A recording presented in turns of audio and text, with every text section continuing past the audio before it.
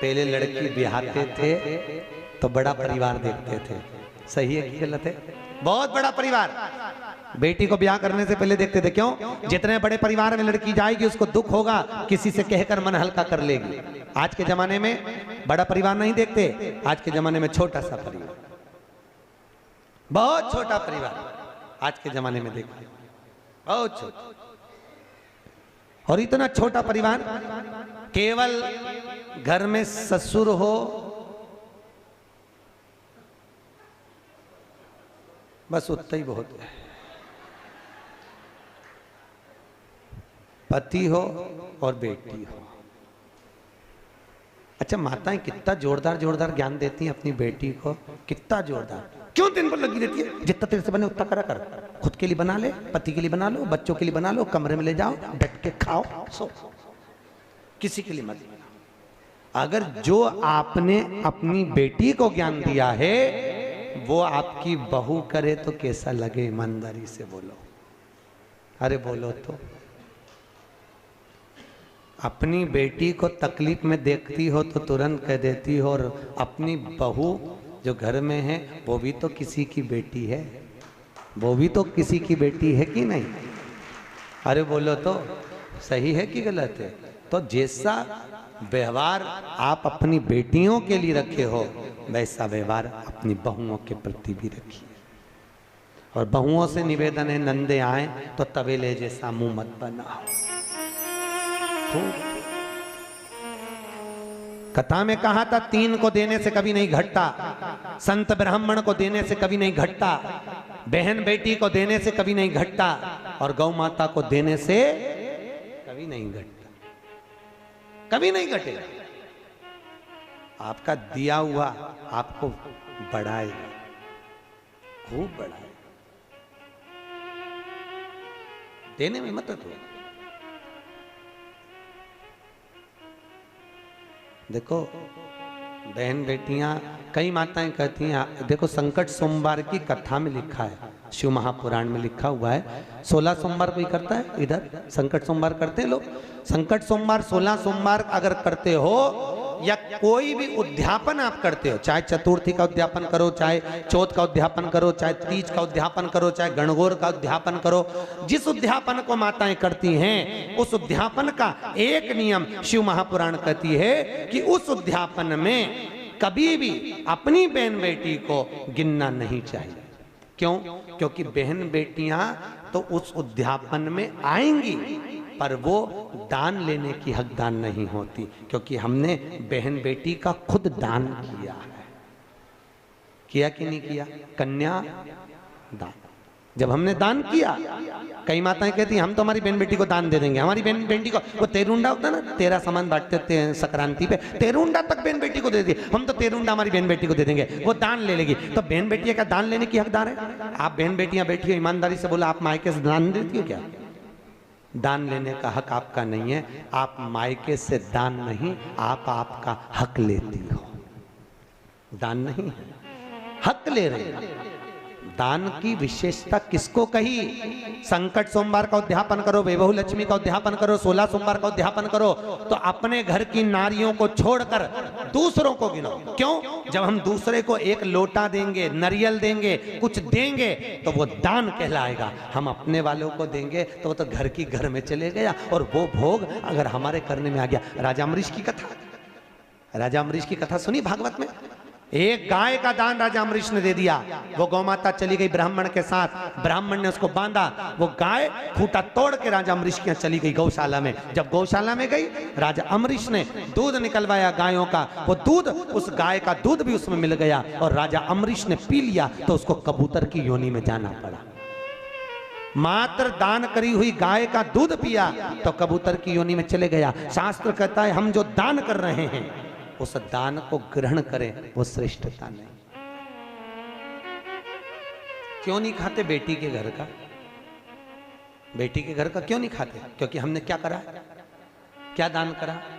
जम के बोलो, कन्या दान करा, इसलिए बेटी के घर का नहीं खाते।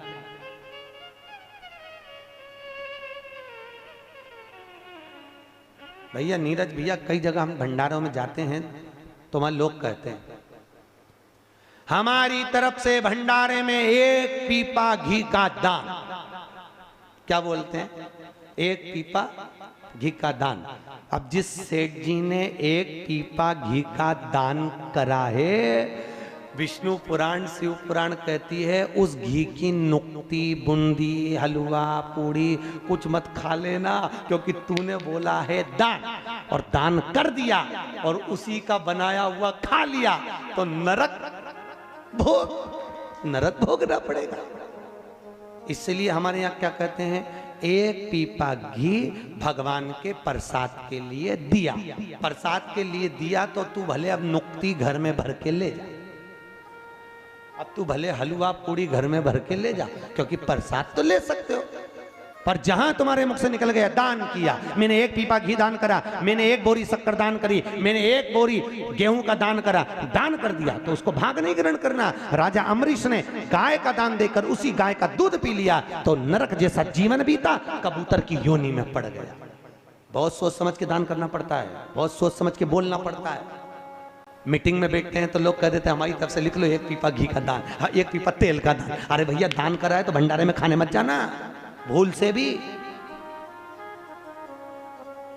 दान की परिभाषा क्या है? दान कहते किसको? सबसे प्रबल दान कौन सा होता है? सबसे प्रबल दान कौन सा? बोलो तो। अव्रत दान। कौन सा दान? अव्रत। अव्रत दान मालूम है कौन सा होता है? जब घर के बहू के घर में डिलीवरी हो रही हो और बच्चा होने के बाद, चाहे लड़का हो चाहे लड़की हो, उसका नाल कटे, उससे पहले जो दान दिया जाए, भले 1 मुट्ठी चावल दे दो चाहे 1 मुट्ठी गेहूं दे दो, नाल कटने से पहले, बस वो दान अमर दान कहलाता है, वो कभी छिन्न नहीं हो सकता। उसको कहते अव्रत दान। उस दान की कोई परिभाषा ही नहीं है, वो दान प्रबल दान है, उस दान की प्रखरता, उस दान की श्रेष्ठता। अव्रत दान। अब कहोगे महाराज जी सूतक लगे, सूतक कब लगता है, सुआ कब लगता है? जब नाल कट जाए तब। नाल कटने से पहले सुआ नहीं लगता, इसलिए दान कर सकते हो।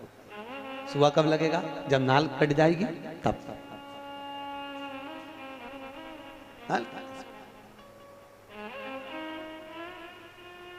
पर आज के जमाने में वो दान नहीं हो पाता, क्योंकि बच्चे हॉस्पिटल में जन्म लेते हैं।